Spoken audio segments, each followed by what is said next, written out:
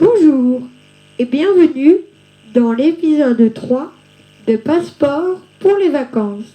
Je vous souhaite une très bonne écoute et je vous rappelle qu'il est conseillé de porter des écouteurs ou un casque. Merci et bonne écoute. Et le suspense va continuer.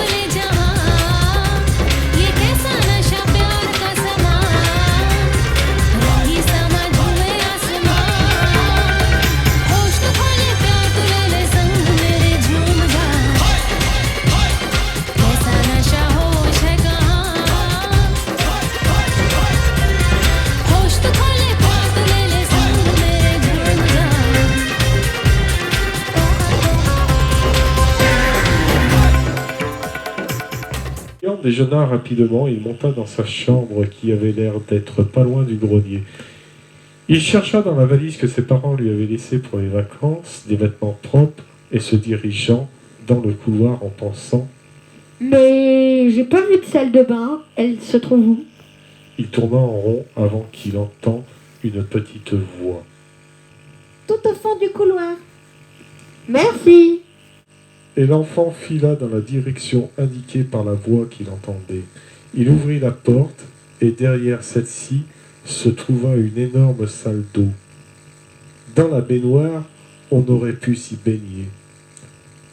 Avec 3, voire plus, c'était presque une piscine. Il y avait aussi une très belle douche que Julien utilisa. Après s'être habillé, il se rappela qu'il n'avait pas nettoyé la cuisine. Il se dirigea vers l'étage inférieur quand la même voix lui répondit. « Ne tu aies pas de soucis, j'ai fait le ménage. » Julien était arrivé devant la porte de la cuisine quand il ouvrit. Ça alors, tout est propre et tout rangé. Il tourna la tête à droite puis à gauche et il n'y vit rien. Merci, merci madame. Personne lui répondit et il rejoint sa cousine. Mais où? Il pensa de nouveau. Où est la chambre de Mélinda? Il faut monter encore un étage, juste à côté du grenier. Merci, madame. Et Julien retourna. Mélinda devant sa porte. Ah, te voilà, Julien. J'ai cru que tu t'étais perdu. Elle s'arrêta de parler et sourit. Tu l'as remarqué, Julien? Ici, c'est impossible de se perdre dans cette maison. Tu as raison, cela me fait bizarre.